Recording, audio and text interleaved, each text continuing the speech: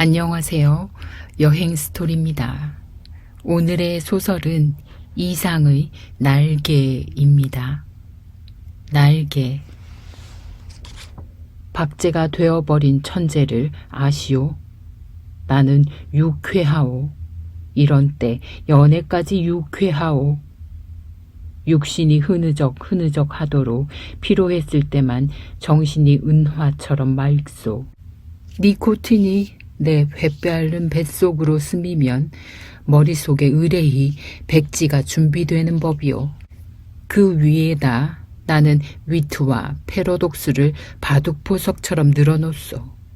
가증할 상식의 병이요. 나는 또 여인과 생활을 설계하오.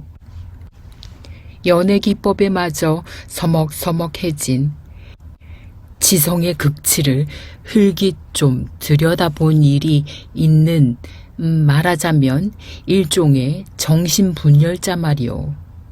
이런 여인의 반, 그것은 온갖 것의 반이오. 만을 영수하는 생활을 설계한다는 말이오.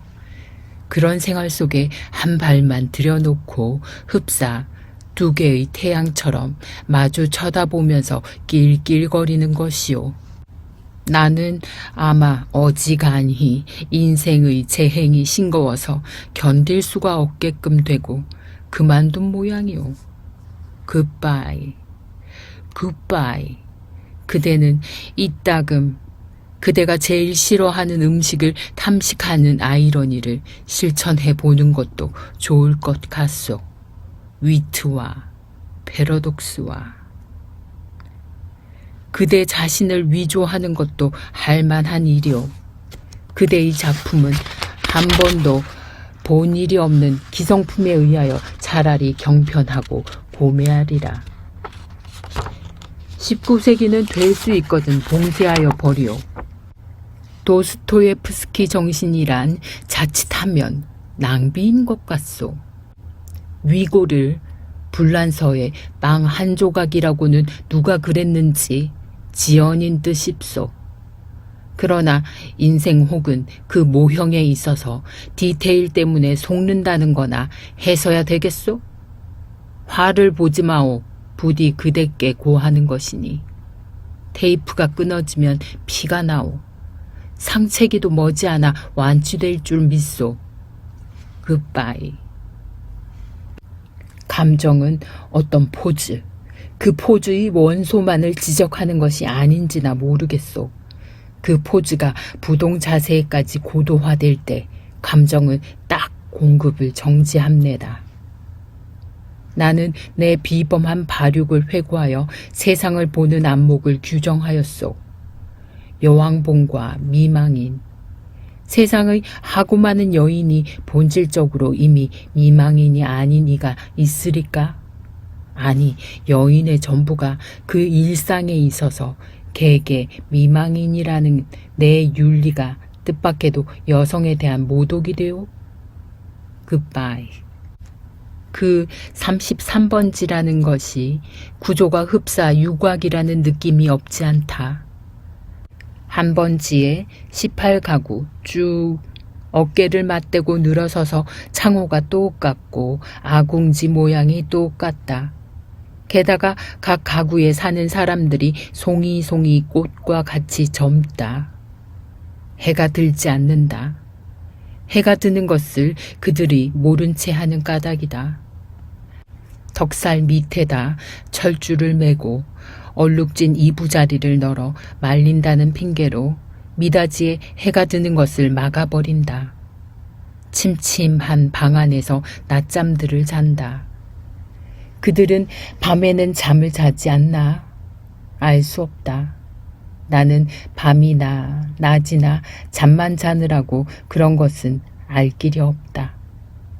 33번지 18가구의 낮은 참 조용하다. 조용한 것을 나뿐이다. 어둑어둑하면 그들은 이부자리를 걷어들인다. 전등불이 켜진 뒤의 18가구는 낮보다 훨씬 화려하다. 저물도록 미닫이 여닫는 소리가 잦다.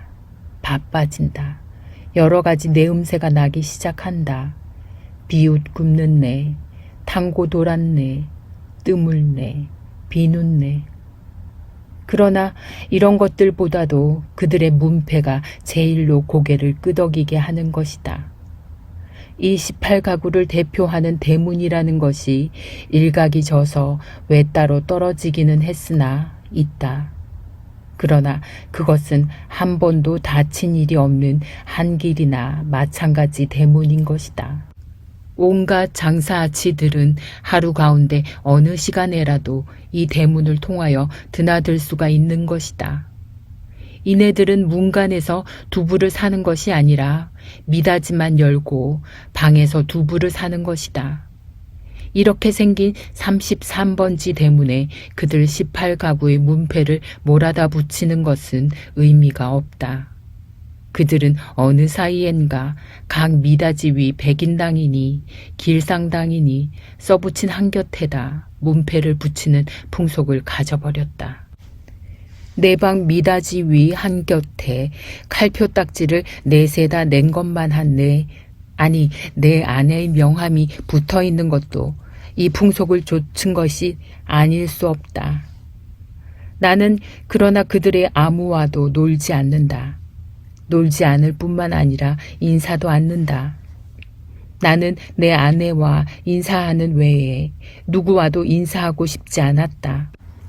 내 아내 외의 다른 사람과 인사를 하거나 놀거나 하는 것은 내 아내 낯을 보아 좋지 않은 일인 것만 같이 생각이 들었기 때문이다. 나는 이만큼까지 내 아내를 소중히 생각한 것이다. 내가 이렇게까지 내 아내를 소중히 생각한 까닭은 이 33번지 18가구 가운데서 내 아내가 내 아내의 명함처럼 제일 작고 제일 아름다운 것을 안 까닭이다. 18가구에 각기 별러들은 송이송이 꽃들 가운데서도 내 아내는 특히 아름다운 한떨기의 꽃으로 이 함석 지붕 및 볕 안 드는 지역에서 어디까지든지 찬란하였다. 따라서 그런 한떨기 꽃을 지키고 아니 그 꽃에 매어 달려 사는 나라는 존재가 도무지 형언할 수 없는 거북살스러운 존재가 아닐 수 없었던 것은 물론이다. 나는 어디까지든지 내 방이 집이 아니다. 집은 없다. 마음에 들었다. 방 안의 기온은 내 체온을 위하여 쾌적하였고 방 안의 침침한 정도가 또한 내 알력을 위하여 쾌적하였다. 나는 내 방 이상의 서늘한 방도 또 따뜻한 방도 희망하지는 않았다. 이 이상으로 밝거나 이 이상으로 아늑한 방을 원하지 않았다. 내 방은 나 하나를 위하여 요만한 정도를 꾸준히 지키는 것 같아 늘 내 방에 감사하였고 나는 또 이런 방을 위하여 이 세상에 태어난 것만 같아서 즐거웠다. 그러나 이것은 행복이라든가 불행이라든가 하는 것을 계산하는 것은 아니었다. 말하자면 나는 내가 행복되다고도 생각할 필요가 없었고 그렇다고 불행하다고도 생각할 필요가 없었다. 그냥 그날 그날을 그저 까닭없이 빈둥빈둥 게으르고만 있으면 만사는 그만이었던 것이다. 내 몸과 마음에 옷처럼 잘 맞는 방 속에 뒹굴면서 축 처져 있는 것은 행복이니 불행이니 하는 그런 세속적인 계산을 떠나 가장 편리하고 안일한 말하자면 절대적인 상태인 것이다. 나는 이런 상태가 좋았다. 이 절대적인 내 방은 대문간에서 세워서 똑 7째 칸이다. 럭키 세븐의 뜻이 없지 않다. 나는 이 7이라는 숫자를 훈장처럼 사랑하였다. 이런 이 방이 가운데 장지로 말미암아 2칸으로 나뉘어 있었다는 그것이 내 운명의 상징이었던 것을 누가 알랴. 아랫방은 그래도 해가 든다. 아침결에 책보만한 해가 들었다가 오후에 손수건만 해지면서 나가버린다. 해가 영영 들지 않는 윗방이, 즉 내 방인 것은 말할 것도 없다. 이렇게 볕 드는 방이 아내 방이요, 볕 안 드는 방이 내 방이요 하고 아내와 나 둘 중에 누가 정했는지 나는 기억하지 못한다. 그러나 나에게는 불평이 없다. 아내가 외출만 하면 나는 얼른 아랫방으로 와서 그 동쪽으로 난 들창을 열어놓으면 들여 비치는 볕살이 아내의 화장대를 비춰 가지각색 병들이 아롱이지면서 찬란하게 빛나고, 이렇게 빛나는 것을 보는 것은 다시 없는 내 오락이다. 나는 조그만 돋보기를 꺼내가지고 아내만이 사용하는 지리가미를 끄실려가면서 불장난을 하고 논다. 평행광선을 굴절시켜서 한 초점에 모아가지고 그 초점이 따끈따끈해지다가 마지막에는 종이를 끄실르기 시작하고 가느다란 연기를 내면서 드디어 군형을 뚫어놓는 데까지 이르는 그 얼마 안 되는 동안의 초조한 맛이 죽고 싶을 만치 내게는 재미있었다. 이 장난이 실증이 나면 나는 또 아내의 손잡이 거울을 가지고 여러 가지로 논다. 거울이란 제 얼굴을 비칠 때만 실용품이다. 그 외의 경우에는 도무지 장난감인 것이다. 이 장난도 곧 실증이 난다. 나의 유희심은 육체적인 데서 정신적인 데로 비약한다. 나는 거울을 내던지고 아내의 화장대 앞으로 가까이 가서 나란히 늘어놓인 그 가지각색의 화장품 병들을 들여다본다. 그것들은 세상의 무엇보다도 매력적이다. 나는 그 중의 하나만을 골라서 가만히 마개를 빼고 병군형을 내 코에 가져다 대고 숨죽이듯이 가벼운 호흡을 하여 본다. 이국적인 센슈얼한 향기가 폐로 스며들면 나는 저절로 스르르 감기는 내 눈을 느낀다. 확실히 아내의 최치의 파편이다. 나는 도로 병마개를 맞고 생각해 본다. 아내의 어느 부분에서 요 내음새가 났던가를. 그러나 그것은 분명치 않다. 왜? 아내의 최치는 여기 늘어섰는 가지각색 향기의 합계일 것이니까. 아내의 방은 늘 화려하였다. 내 방이 벽에 못 한 개 꽂히지 않은 소박한 것인 반대로 아내 방에는 천정 밑으로 쫙 돌려 못이 박히고 몸마다 화려한 아내의 치마와 저고리가 걸렸다. 여러 가지 무늬가 보기 좋다. 나는 그 여러 조각이 치마에서 늘 아내의 동체와 그 동체가 될 수 있는 여러 가지 포즈를 연상하면서 내 마음은 늘 점잖지 못하다. 그렇건만 나에게는 옷이 없었다. 아내는 내게는 옷을 주지 않았다. 입고 있는 골덴 양복 한 벌이 내 자리옷이었고 통상복과 나들이 옷을 겸한 것이었다. 그리고 하이넥스 스웨터가 한 조각 사철을 통한 내 내이다. 그것들은 하나같이 다 빛이 검다. 그것은 내 짐작 같아서는, 즉 빨래를 될 수 있는 데까지 하지 않아도 보기 싫지 않도록 하기 위한 것이 아닌가 한다. 나는 허리와 두 가랑이 세 군데 다 고무밴드가 끼어있는 부드러운 사루마다를 입고 그리고 아무 소리 없이 잘 놀았다. 어느덧 손수건만 해졌던 볕이 나갔는데 아내는 외출해서 돌아오지 않는다. 나는 요만이라도 좀 피곤하였고 또 아내가 돌아오기 전에 내 방으로 가 있어야 될 것을 생각하고 그만 내 방으로 건너간다. 내 방은 침침하다. 나는 이불을 뒤집어 쓰고 낮잠을 잔다. 한 번도 거둔 일이 없는 내 이부자리는 내 몸뚱이의 일부분처럼 내게는 참 반갑다. 잠은 잘 오는 적도 있다. 그러나 또 전신이 까칫까칫하면서 영 잠이 오지 않은 적도 있다. 그런 때는 아무 제목으로나 제목을 하나 골라서 연구하였다. 나는 내 좀 축축한 이불 속에서 참 여러 가지 발명도 하였고 논문도 많이 썼다. 시도 많이 지었다. 그러나 그것들은 내가 잠이 드는 것과 동시에 내 방에 담겨서 철철 넘치는 그 흐느흐느한 공기에 다 비누처럼 풀어져서 온데간데가 없고 한잠 자고 깨인 나는 속이 무명 헝겊이나 메밀 껍질로 띵띵 찬 한 덩어리 베개와도 같은 한 벌 신경이었을 뿐이고 하였다. 그러기에 나는 빈대가 무엇보다도 싫었다.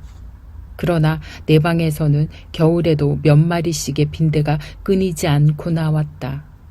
내게 근심이 있었다면 오직 이 빈대를 미워하는 근심일 것이다. 나는 빈대에게 물려서 가려운 자리를 피가 나도록 긁었다. 쓰라리다. 그것은 그윽한 쾌감에 틀림없었다. 나는 홍곤히 잠이 든다.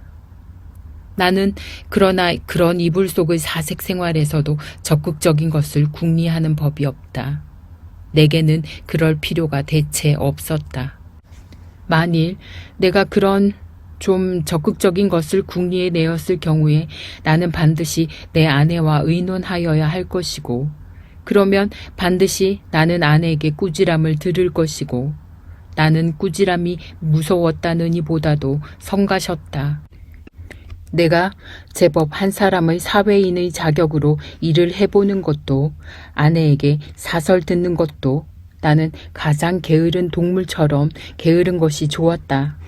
될 수만 있으면 이 무의미한 인간의 탈을 벗어버리고도 싶었다. 나에게는 인간 사회가 스스로웠다. 생활이 스스로웠다. 모두가 서먹서먹할 뿐이었다. 아내는 하루에 2번 세수를 한다. 나는 하루 한 번도 세수를 하지 않는다. 나는 밤중 3시나 4시 해서 변소에 갔다. 달이 밝은 밤에는 한참씩 마당에 우두커니 섰다가 들어오곤 한다. 그러니까 나는 이 18가구의 아무와도 얼굴이 마주치는 일이 거의 없다.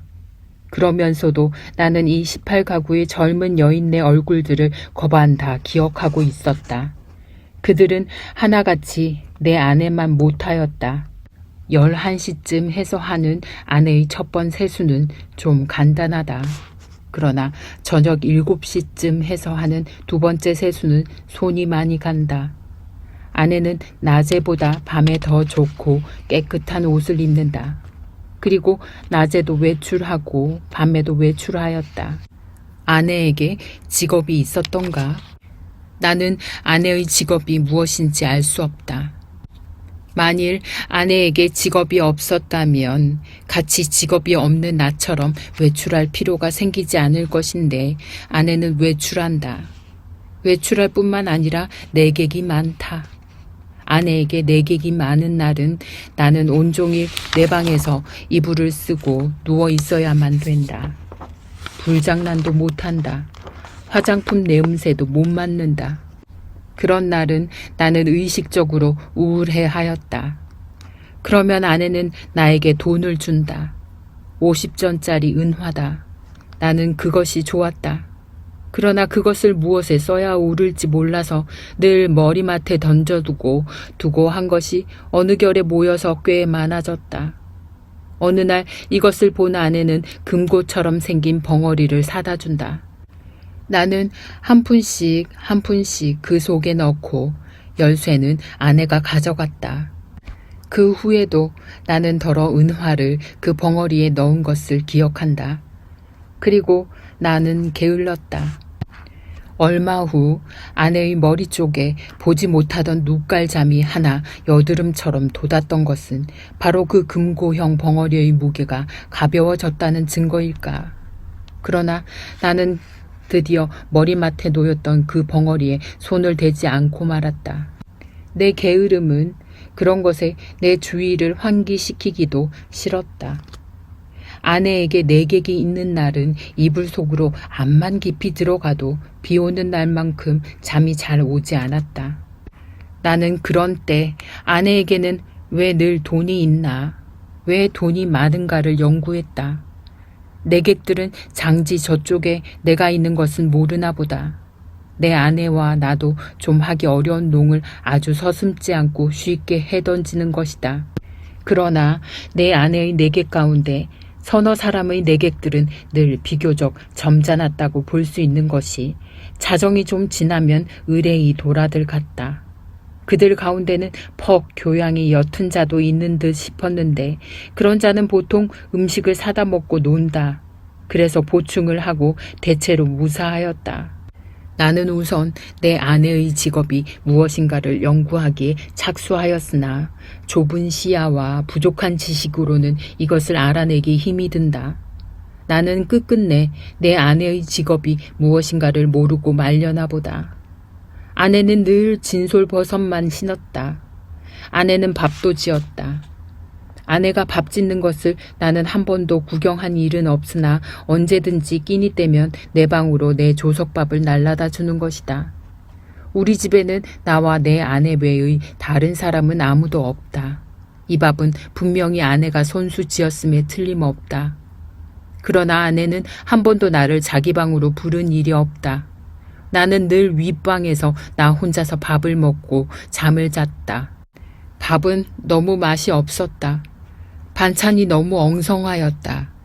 나는 닭이나 강아지처럼 말없이 주는 모이를 넙죽넙죽 받아 먹기는 했으나 내심 야속하게 생각한 적도 더러 없지 않다. 나는 안색이 여지없이 창백해 가면서 말라 들어갔다. 나날이 눈에 보이듯이 기운이 줄어들었다. 영양 부족으로 하여 몸뚱이 곳곳이 뼈가 불쑥불쑥 내어밀었다. 하룻밤 사이에도 수십 차를 돌쳐 눕지 않고는 여기저기가 배겨서 나는 배겨낼 수가 없었다. 그렇기 때문에 나는 이불 속에서 아내가 늘 흔히 쓸 수 있는 저 돈의 출처를 탐색해보는 일변 장지 틈으로 새어나오는 아랫방의 음식은 무엇일까를 간단히 연구하였다. 나는 잠이 잘 안 왔다. 깨달았다. 아내가 쓰는 돈은 그 내게는 다만 실없는 사람들로밖에 보이지 않는 까닭 모를 내객들이 놓고 가는 것에 틀림없으리라는 것을 나는 깨달았다. 그러나 왜 그들 내객은 돈을 놓고 가나? 왜 내 아내는 그 돈을 받아야 되나? 하는 예의관념이 내게는 도무지 알 수 없는 것이었다. 그것은 그저 예의에 지나지 않는 것일까? 그렇지 않으면 혹 무슨 대가일까 보수일까? 내 아내가 그들의 눈에는 동정을 받아야만 할 한 가엾은 인물로 보였던가? 이런 것들을 생각하노라면 의뢰의 내 머리는 그냥 혼란하여 버리고 하였다. 잠들기 전에 획득했다는 결론이 오직 불쾌하다는 것뿐이었으면서도 나는 그런 것을 아내에게 물어보거나 한 일이 참 한 번도 없었다. 그것은 대체 귀찮기도 하려니와 한참 자고 일어나는 나는 사뭇 딴 사람처럼 이것도 저것도 다 깨끗이 잊어버리고 그만두는 까닭이다. 내객들이 돌아가고 혹 밤외출에서 돌아오고 하면 아내는 경편한 것으로 옷을 바꾸어 입고 내 방으로 나를 찾아온다. 그리고 이불을 들치고 내 귀에는 영 생동생동한 몇 마디 말로 나를 위로하려 든다. 나는 조소도 고소도 홍소도 아닌 웃음을 얼굴에 띄우고 아내의 아름다운 얼굴을 쳐다본다. 아내는 방글에 웃는다. 그러나 그 얼굴에 떠도는 일말의 애수를 나는 놓치지 않는다. 아내는 능히 내가 배고파하는 것을 눈치채일 것이다. 그러나 아랫방에서 먹고 남은 음식을 나에게 줄여들지는 않는다. 그것은 어디까지든지 나를 존경하는 마음일 것임에 틀림없다. 나는 배가 고프면서도 저기 마음이 든든한 것을 좋아했다. 아내가 무엇이라고 짓거리고 갔는지 귀에 남아있을 리가 없다. 다만 내 머리맡에 아내가 놓고 간 은화가 전등불에 흐릿하게 빛나고 있을 뿐이다. 그 금고형 벙어리 속에 그 은화가 얼마큼이나 모였을까? 나는 그러나 그것을 쳐들어보지 않았다.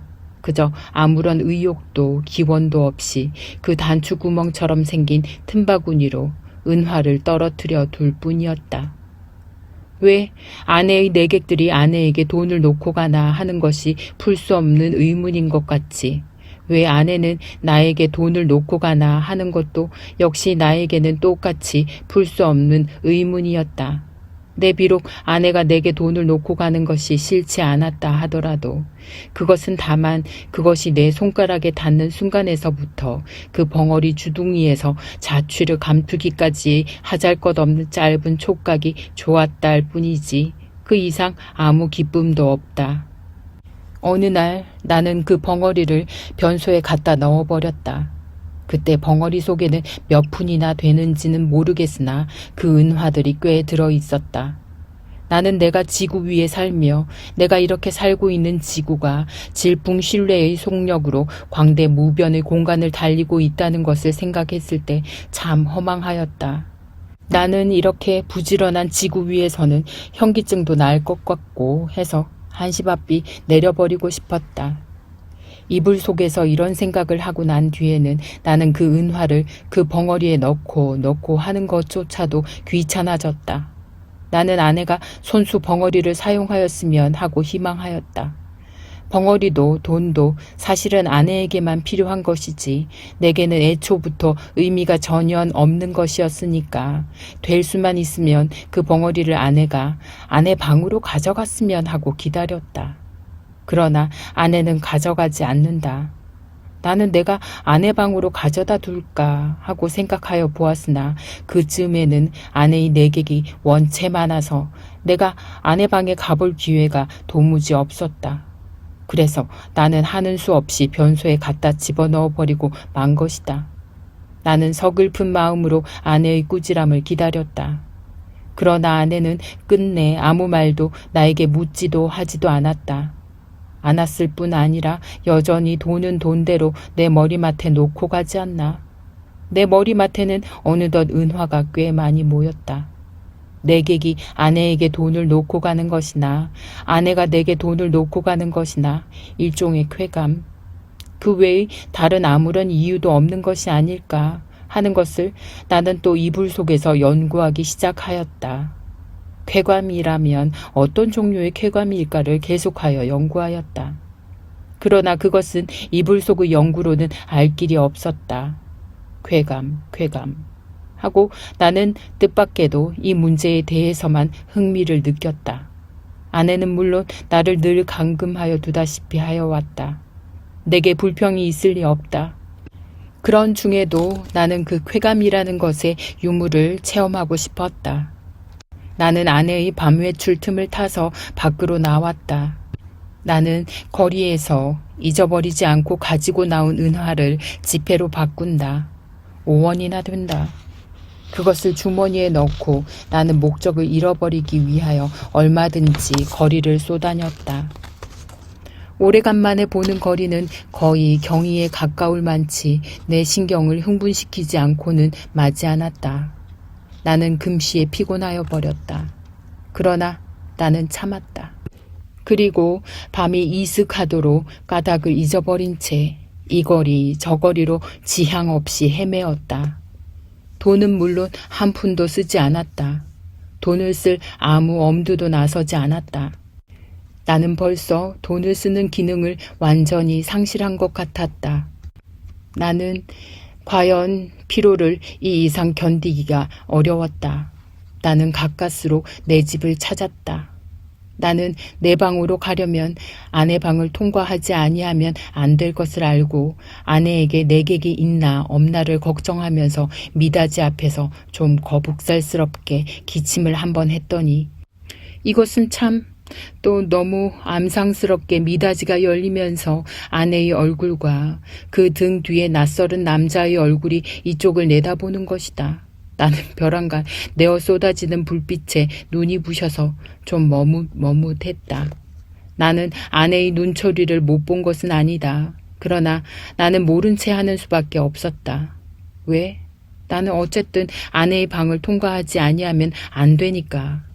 나는 이불을 뒤집어 썼다. 무엇보다도 다리가 아파서 견딜 수가 없었다. 이불 속에서는 가슴이 울렁거리면서 암만 해도 까무러칠 것만 같았다. 걸을 때는 몰랐더니 숨이 차다. 등에 식은땀이 쭉 내배인다. 나는 외출한 것을 후회하였다. 이런 피로를 잊고 어서 잠이 들었으면 좋았다. 한참 잘 자고 싶었다. 얼마 동안이나 비스듬히 엎드려 있었더니 차츰차츰 뚝딱거리는 가슴 동기가 가라앉는다. 그만해도 우선 살 것 같았다. 나는 몸을 돌쳐 반듯이 천장을 향하여 눕고 쭉 다리를 뻗었다. 그러나 나는 또다시 가슴의 동기를 피할 수 없게 되었다. 아랫방에서 아내와 그 남자의 내 귀에도 들리지 않을 만치 옅은 목소리로 소곤거리는 기척이 장지 틈으로 전하여 왔던 것이다. 청각을 더 예민하게 하기 위하여 나는 눈을 떴다. 그리고 숨을 죽였다. 그러나 그때는 벌써 아내와 남자는 앉았던 자리를 툭툭 털며 일어서면서 옷과 모자 쓰는 기척이 나는 듯 하더니 이어 미닫이가 열리고 구두 뒤축 소리가 나고 그리고 뜰에 내려서는 소리가 쿵 하고 나면서 뒤를 따르는 아내의 고무신 소리가 두어 발자국 찍찍 나고 사뿐 나나 하는 사이에 두 사람의 발소리가 대문간 쪽으로 사라졌다. 나는 아내의 이런 태도를 본 일이 없다. 아내는 어떤 사람과도 결코 소곤거리는 법이 없다. 나는 윗방에서 이불을 쓰고 누웠는 동안에도 혹 술이 취해서 혀가 잘 돌아가지 않는 내객들의 담화는 덜어 놓치는 수가 있어도 아내의 높지도 얕지도 않은 말소리는 일찍이 한마디도 놓쳐본 일이 없다. 더러 내 귀에 거슬리는 소리가 있어도 나는 그것이 태어난 목소리로 내 귀에 들렸다는 이유로 안심이 되었다. 그렇던 아내의 이런 태도는 필시 그 속에 여간하지 않은 사정이 있는 듯이 생각이 되고 내 마음은 좀 서운했으나 그러나 그보다도 나는 좀 너무 피곤해서 오늘만은 이불 속에서 아무것도 영구치 않기로 굳게 결심하고 잠을 기다렸다. 잠은 좀처럼 오지 않았다. 대문간에 나간 아내도 좀처럼 들어오지 않았다. 그러는 동안에 흐지부지 나는 잠이 들어버렸다. 꿈이 얼숭덜숭 종을 잡을 수 없는 거리의 풍경을 여전히 헤맸다. 나는 몹시 흔들렸다. 내객을 보내고 들어온 아내가 잠든 나를 잡아 흔드는 것이다. 나는 눈을 번쩍 뜨고 아내의 얼굴을 쳐다보았다. 아내의 얼굴에는 웃음이 없다. 나는 좀 눈을 비비고 아내의 얼굴을 자세히 보았다. 노기가 눈초리에 떠서 얇은 입술이 바르르 떨린다. 좀처럼 이 노기가 풀리기는 어려울 것 같았다. 나는 그대로 눈을 감아버렸다. 벼락이 내리기를 기다린 것이다. 그러나 새근하는 숨소리가 나면서 푸스스 아내의 치맛자락 소리가 나고 장지가 여닫히며 아내는 아내 방으로 돌아갔다. 나는 다시 몸을 돌쳐 이불을 뒤집어 쓰고는 개구리처럼 엎드려서 배가 고픈 가운데에도 오늘 밤의 외출을 또 한 번 후회하였다. 나는 이불 속에서 아내에게 사죄하였다. 그리고 내 오해라고. 나는 사실 밤이 퍽이나 이슥한 줄만 알았던 것이다. 그것이 내 말 맞다나 자정 전인 줄은 나는 정말이지 꿈에도 몰랐다. 나는 너무 피곤하였었다. 오래간만에 나는 너무 많이 걸은 것이 잘못이다. 내 잘못이라면 잘못은 그것밖에 없다. 외출은 왜 하였더냐고? 나는 그 머리맡에 저절로 모인 5원 돈을 아무에게라도 좋으니 주어보고 싶었던 것이다. 그러나 거리는 너무 복잡하였고 사람은 너무도 들끓었다. 나는 어느 사람을 붙들고 그 5원 돈을 내주어야 할지 갈피를 잡을 수가 없었다. 그러는 동안에 나는 여지없이 피곤해버리고 말았던 것이다. 나는 무엇보다도 좀 쉬고 싶었다. 눕고 싶었다. 그래서 나는 하는 수 없이 집으로 돌아온 것이다. 내 짐작 같아서는 밤이 어지간히 늦은 줄만 알았는데 그것이 불행히도 자정 전이었다는 것은 참 안 된 일이다. 미안한 일이다. 나는 얼마든지 사죄하여도 좋다. 그러나 종시 아내의 오해를 풀지 못하였다 하면 내가 이렇게까지 사죄하는 보람은 그럼 어디 있나? 한심하였다. 1시간 동안을 나는 이렇게 초조하게 굴지 않으면 안 되었다. 나는 이불을 획 젖혀버리고 일어나서 장지를 열고 아내 방으로 비칠비칠 달려갔던 것이다. 내게는 거의 의식이라는 것이 없었다. 나는 아내 이불 위에 엎드리면서 바지 포켓에서 그 돈 5원을 꺼내 아내 손에 쥐어준 것을 간신히 기억할 뿐이다. 이튿날 잠이 깨었을 때 나는 내 아내 방 아내 이불 속에 있었다. 33번지에 살기 시작한 이래 내가 아내 방에서 잔 맨 처음이었다. 해가 들창에 훨씬 높았는데 아내는 이미 외출하고 벌써 내 곁에 있지는 않다. 아니, 아내는 어쩌녁 내가 의식을 잃은 동안에 외출한 것인지도 모른다. 그러나 나는 그런 것을 조사하고 싶지 않았다. 다만 전신이 찌뿌드드한 것이 손가락 하나 꼼짝할 힘조차 없었다. 책보보다 좀 작은 면적의 볕이 눈이 부시다. 그 속에서 수없는 먼지가 흡사 미생물처럼 난무한다. 코가 칵 막히는 것 같다. 나는 다시 눈을 감고 이불을 푹 뒤집어 쓰고 낮잠을 자기에 착수하였다.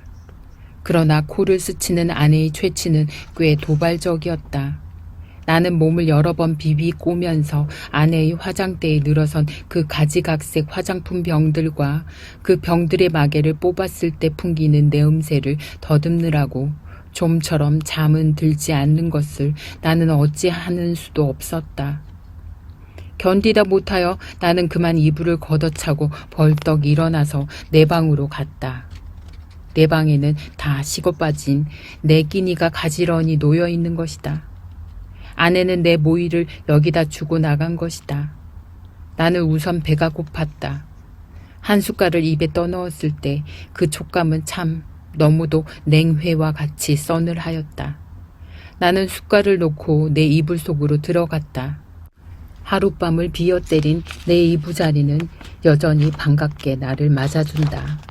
나는 내 이불을 뒤집어 쓰고 이번에는 잠 늘어지게 한참 잤다. 잘. 내가 잠을 깨인 것은 전등이 켜진 뒤다. 그러나 아내는 아직도 돌아오지 않았나 보다. 아니, 들어왔다 또 나갔는지도 알 수 없다. 그러나 그런 것을 삼고하여 무엇하나. 정신이 한결 난다. 나는 지난밤 일을 생각해 보았다. 그 돈 5원을 아내 손에 쥐어주고 넘어졌을 때에 느낄 수 있었던 쾌감을 나는 무엇이라고 설명할 수가 없었다.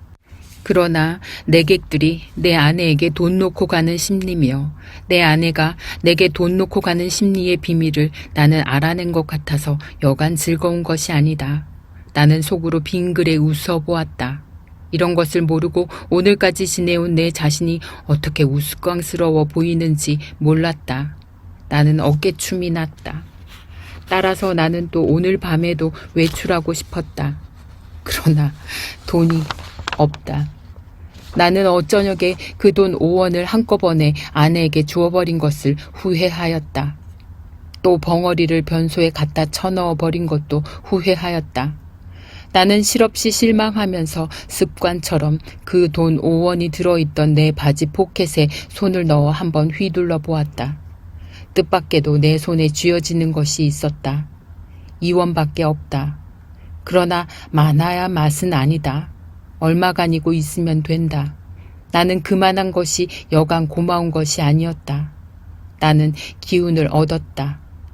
나는 그 단벌 다 떨어진 골덴 양복을 걸치고 배고픈 것도 주제 사나운 것도 다 잊어버리고 활개짓을 하면서 또 거리로 나섰다.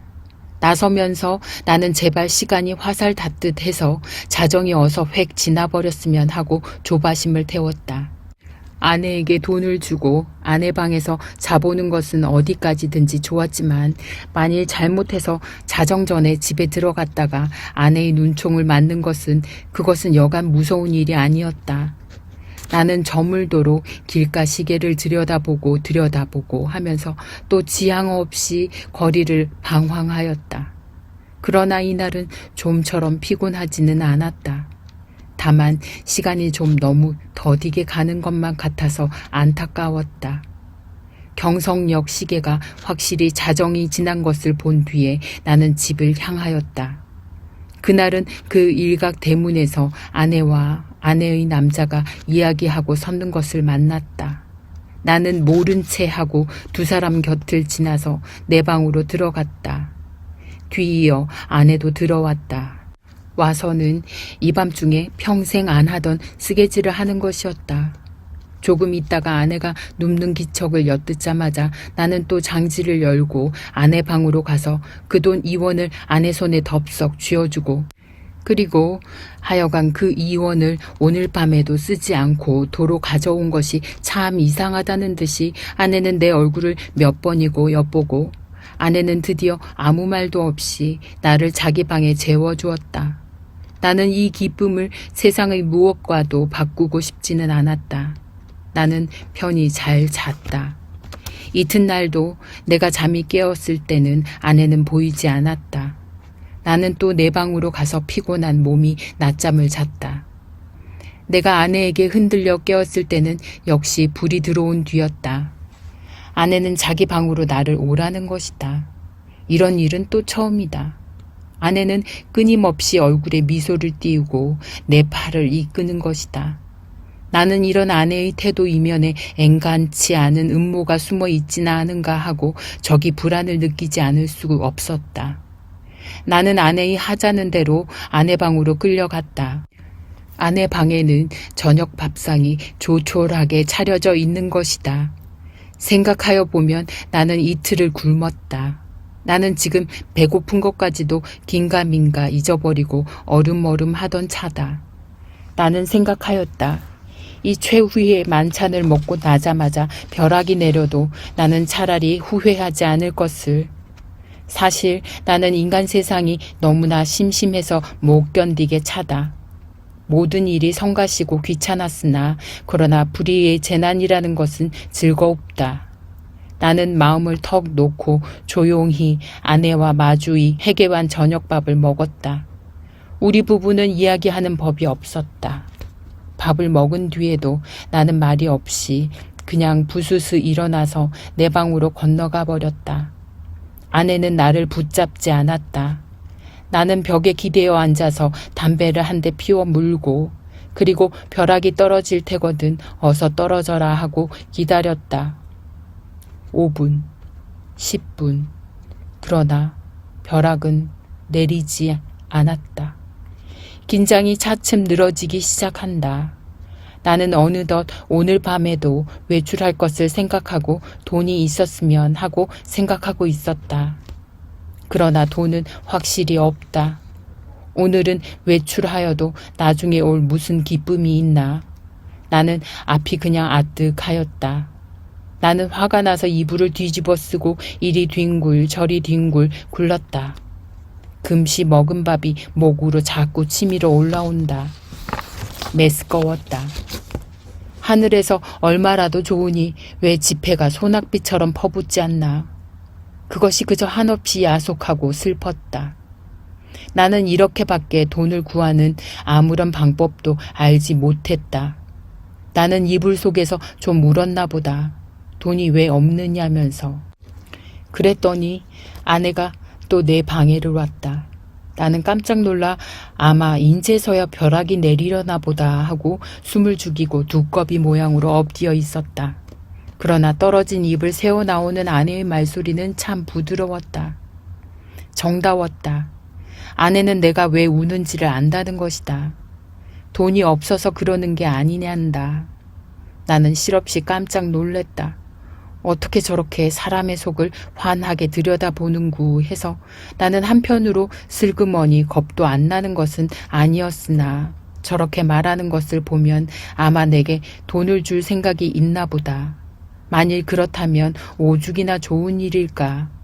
나는 이불 속에 뚫뚫 말린 채 고개도 들지 않고 아내의 다음 거동을 기다리고 있으니까 애쏘 하고 내 머리맡에 내려뜨리는 것은 그 가뿐한 음향으로 보아 지폐에 틀림없었다. 그리고 내 귀에다 대고 오늘일랑 어제보다도 좀 더 늦게 들어와도 좋다고 속삭이는 것이다. 그것은 어렵지 않다. 우선 그 돈이 무엇보다도 고맙고 반가웠다. 어쨌든 나섰다. 나는 좀 야맹증이다. 그래서 될 수 있는 대로 밝은 거리로 골라서 돌아다니기로 했다. 그리고는 경성역 1위등 대합실 한 켜 티루메를 들렀다. 그것은 내게는 큰 발견이었다. 거기는 우선 아무도 아는 사람이 안 온다. 설사 왔다가도 곧들 가니까 좋다. 나는 날마다 여기 와서 시간을 보내리라 속으로 생각하여 두었다. 제일 여기 시계가 어느 시계보다도 정확하리라는 것이 좋았다. 섣불리 서투른 시계를 보고 그것을 믿고 시간 전에 집에 들어갔다가 큰 코를 다쳐서는 안 된다. 나는 한 복수에 아무것도 없는 것과 마주 앉아서 잘 끓은 커피를 마셨다.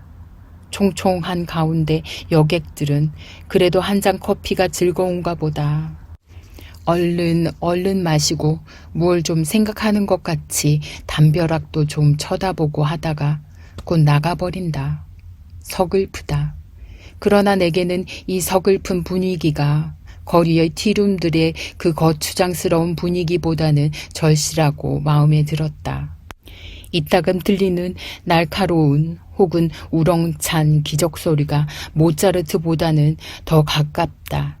나는 메뉴에 적힌 몇 가지 안 되는 음식 이름을 치읽고 내리읽고 여러 번 읽었다.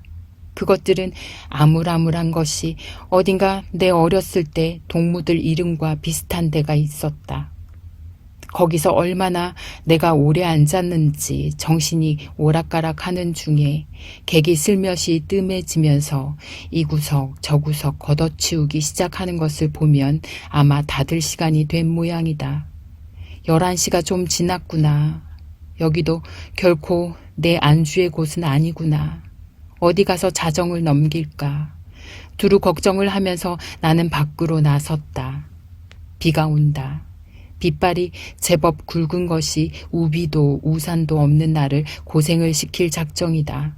그렇다고 이런 괴이한 풍물을 차리고 이 홀에서 어물어물하는 수는 없고 에이 비를 맞으면 맞았지 하고 나는 그냥 나서버렸다.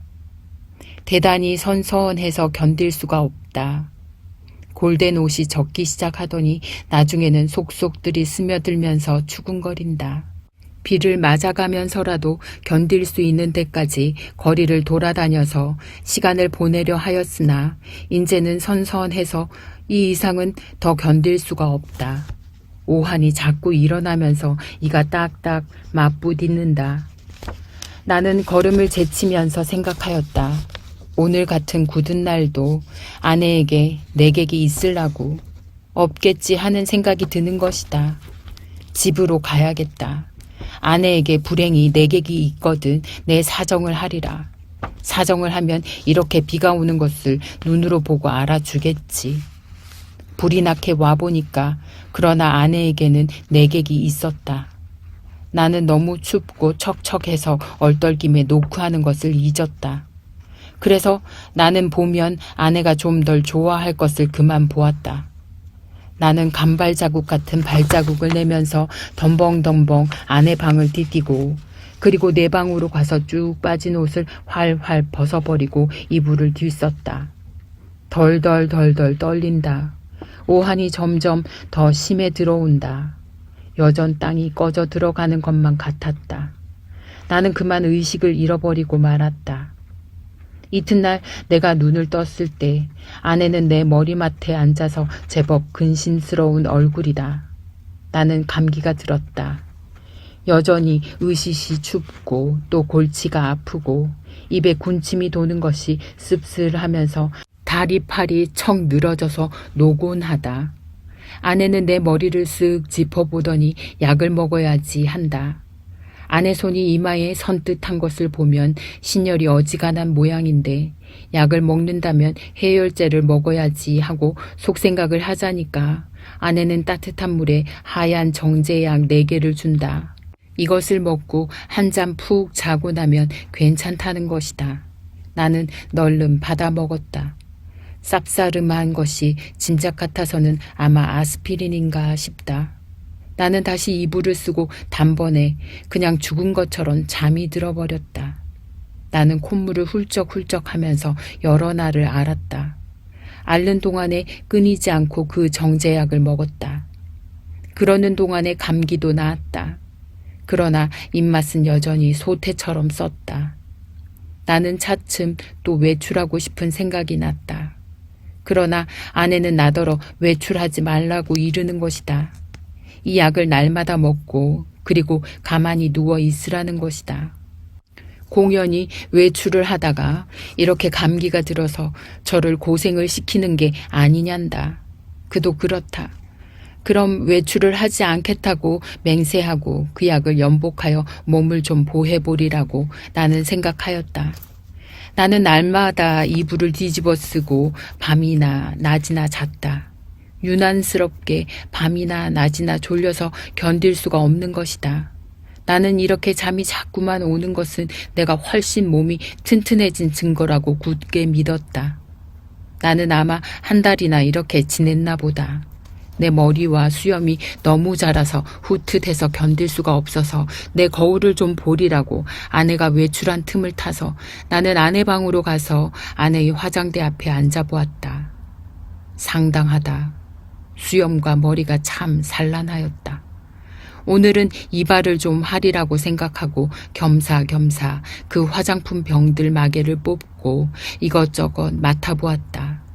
한동안 잊어버렸던 향기 가운데서는 몸이 베베 꼬일 것 같은 채취가 전해 나왔다.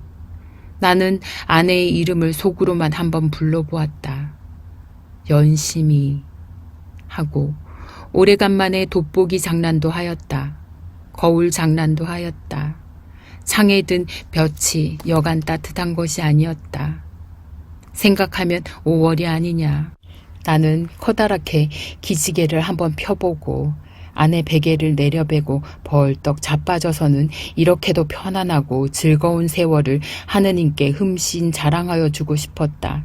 나는 참 세상의 아무 것과도 교섭을 가지지 않는다. 하느님도 아마 나를 칭찬할 수도 처벌할 수도 없는 것 같다. 그러나 다음 순간 실로 세상에도 이상스러운 것이 눈에 띄었다. 그것은 최면약 아달린갑이었다. 나는 그것을 아내의 화장대 밑에서 발견하고 이것이 흡사 아스피린처럼 생겼다고 느꼈다. 나는 그것을 열어보았다. 또 4개가 비었다. 나는 오늘 아침에 4개의 아스피린을 먹은 것을 기억하고 있었다.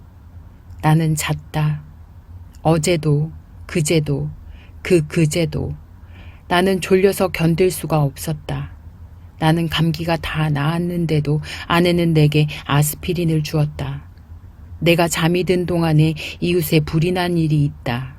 그때에도 나는 자느라고 몰랐다. 이렇게 나는 잤다. 나는 아스피린으로 알고 그럼 한 달 동안을 두고 아달린을 먹어온 것이다. 이것은 좀 너무 심하다. 별안간 아뜩하더니 하마터면 나는 까무러칠 뻔하였다. 나는 그 아달린을 주머니에 넣고 집을 나섰다. 그리고 산을 찾아 올라갔다. 인간 세상에 아무것도 보기가 싫었던 것이다. 걸으면서 나는 아무쪼록 아내에 관계되는 일은 생각하지 않도록 노력하였다. 길에서 까무러치기 쉬우니까다. 나는 어디라도 양지가 바른 자리를 하나 골라 자리를 잡아가지고 서서히 아내에 관하여서 연구할 작정이었다. 나는 길가에 돌장판, 구경도 못한 징개나리꽃, 종달새, 돌멩이도 새끼를 까는 이야기 이런 것만 생각하였다. 다행히 길가에서 나는 졸도하지 않았다. 거기에는 벤치가 있었다. 나는 거기 정좌하고 그리고 그 아스피린과 아달린에 관하여 연구하였다. 그러나 머리가 도무지 혼란하여 생각이 체계를 이루지 않는다. 단 5분이 못 가서 나는 그만 귀찮은 생각이 버쩍 들면서 심술이 났다. 나는 주머니에서 가지고 온 아달린을 꺼내 남은 6개를 한꺼번에 질겅질겅 씹어 먹어버렸다. 맛이 익살맞다. 그리고 나서 나는 그 벤치 위에 가로 기다랗게 누웠다. 무슨 생각으로 내가 그따위 짓을 했나? 알 수가 없다. 그저 그러고 싶었다. 나는 개서 그냥 깊이 잠이 들었다. 잠결에도 바위 틈을 흐르는 물소리가 졸졸하고 귀에 언제까지나 어렴풋이 들려왔다. 내가 잠을 깨었을 때는 날이 환히 밝은 뒤다. 나는 거기서 일주야를 잔 것이다. 풍경이 그냥 노랗게 보인다. 그 속에서도 나는 번개처럼 아스피린과 아달린이 생각났다. 아스피린, 아달린, 아스피린, 아달린, 마르크스, 말사스, 마도로스, 아스피린, 아달린. 아내는 한 달 동안 아달린을 아스피린이라고 속이고 내게 먹였다. 그것은 아내 방에서 이 아달린 갑이 발견된 것으로 미루어 증거가 너무나 확실하였다. 무슨 목적으로 아내는 나를 밤이나 낮이나 재웠어야 됐나. 나를 밤이나 낮이나 재워놓고 그리고 아내는 내가 자는 동안에 무슨 짓을 했나. 나를 조금씩 죽이려던 것일까. 그러나 또 생각하여 보면 내가 한 달을 두고 먹어온 것은 아스피린이었는지도 모른다. 아내는 무슨 근심되는 일이 있어서 밤이면 잠이 잘 오지 않아서 정작 아내가 아달린을 사용한 것이나 아닌지. 그렇다면 나는 참 미안하다. 나는 아내에게 이렇게 큰 의혹을 가졌다는 것이 참 안 됐다. 나는 그래서 불이 나게 거기서 내려왔다. 아랫도리가 회회 내어져이면서 어찔어찔한 것을 나는 겨우 집을 향하여 걸었다. 8시 가까이였다. 나는 내 잘못된 생각을 죄다 일러바치고 아내에게 사죄하려는 것이다. 나는 너무 급해서 그만 또 말을 잊어버렸다. 그랬더니 이건 참 너무 큰일 났다. 나는 내 눈으로는 절대로 보아서는 안 될 것을 그만 딱 보아버리고 만 것이다. 나는 얼떨결에 그만 냉큼 미닫이를 닫고 그리고 현기증이 나는 것을 진정시키느라고 잠깐 고개를 숙이고 눈을 감고 기둥을 짚고 섰자니까 1초 여유도 없이 획 미닫이가 다시 열리더니 매무새를 풀어 헤친 아내가 불쑥 나오면서 내 멱살을 잡는 것이다. 나는 그만 어지러워서 걔가 그냥 나둥그러졌다. 그랬더니 아내는 넘어진 내 위에 덮치면서 내 살을 함부로 물어뜯는 것이다. 아파 죽겠다. 나는 사실 반항할 의사도 힘도 없어서 그냥 넙죽 엎드려 있으면서 어떻게 되나 보고 있자니까 뒤이어 남자가 나오는 것 같더니 아내를 한아름에 덥석 안아가지고 방으로 들어가는 것이다. 아내는 아무 말 없이 다소곳이 그렇게 안겨 들어가는 것이 내 눈에 여간 미운 것이 아니다. 밉다. 아내는 너 밤새 가면서 도둑질 하러 다니느냐, 계집질 하러 다니느냐고 바락이다. 이것은 참 너무 억울하다. 나는 어안이 벙벙하여 도무지 입이 떨어지지를 않았다. 너는 그야말로 나를 살해하려던 것이 아니냐고 소리를 한번 꽥질러 보고도 싶었으나 그런 긴가민가한 소리를 섣불리 입 밖에 내었다가는 무슨 화를 볼는지 알 수 있나. 차라리 억울하지만 잠자코 있는 것이 우선 상책인 듯 싶은 생각이 들길래 나는 이것은 또 무슨 생각으로 그랬는지 모르지만 툭툭 털고 일어나서 내 바지 포켓 속에 남은 몇 원 몇십 전을 가만히 꺼내서는 몰래 미닫이를 열고 살며시 문지방 밑에다 놓고 나서는 나는 그냥 줄다름박질을 쳐서 나와버렸다. 여러 번 자동차에 치일 뻔하면서 나는 그래도 경성역을 찾아갔다. 빈자리와 마주 앉아서 이 쓰디쓴 입맛을 거두기 위하여 무엇으로나 입가심을 하고 싶었다. 커피, 좋다. 그러나 경성역 홀에 한 걸음을 들여놓았을 때 나는 내 주머니에는 돈이 한 푼도 없는 것을, 그것을 깜빡 잊었던 것을 깨달았다. 또 아뜩하였다. 나는 어디서나 그저 맥없이 머뭇머뭇하면서 어쩔 줄을 모를 뿐이었다. 얼빠진 사람처럼 그리 이리 갔다 저리 갔다 하면서 나는 어디로 디립다 쏘다녔는지 하나도 모른다. 다만 몇 시간 후에 내가 미스꽃이 옥상에 있는 것을 깨달았을 때는 거의 대낮이었다. 나는 거기 아무데나 주저앉아서 내 자라온 26해를 회고하여 보았다. 몽롱한 기억 속에서는 이렇다는 아무 제목도 불거져 나오지 않았다. 나는 또 내 자신에게 물어보았다. 너는 인생에 무슨 욕심이 있느냐고. 그러나 있다고도 없다고도 그런 대답은 하기가 싫었다.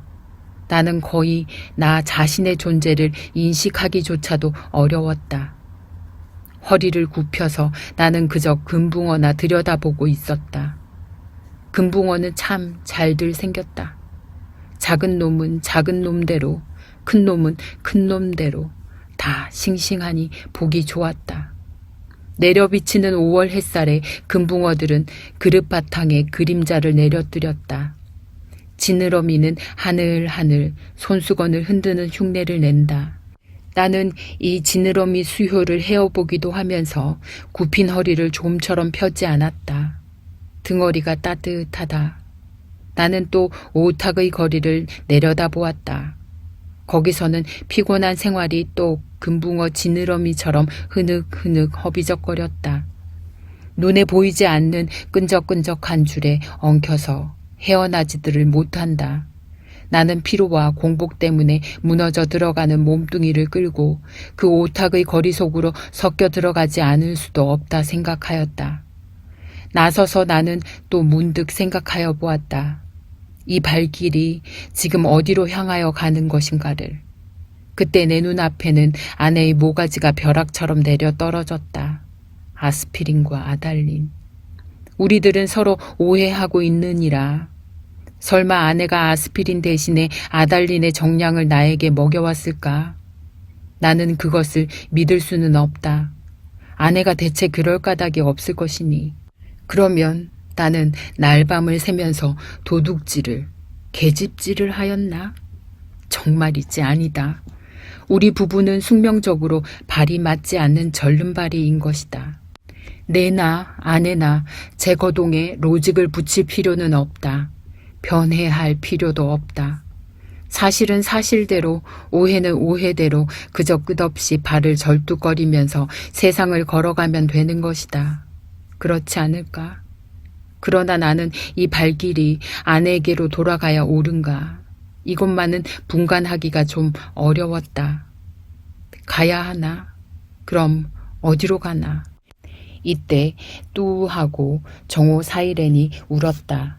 사람들은 모두 내 활개를 펴고 닭처럼 푸드덕거리는 것 같고 온갖 유리와 강철과 대리석과 지폐와 잉크가 부글부글 끓고 수선을 떨고 하는 것 같은 찰나 그야말로 현란을 극한 정오다. 나는 불현듯 겨드랑이가 가렵다. 아하, 그것은 내 인공의 날개가 돋았던 자국이다. 오늘은 없는 이 날개.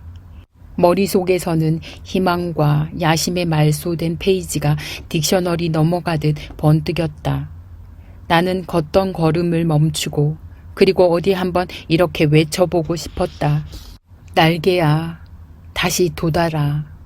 날자, 날자, 날자. 한 번만 더 날자꾸나. 한 번만 더 날아보자꾸나.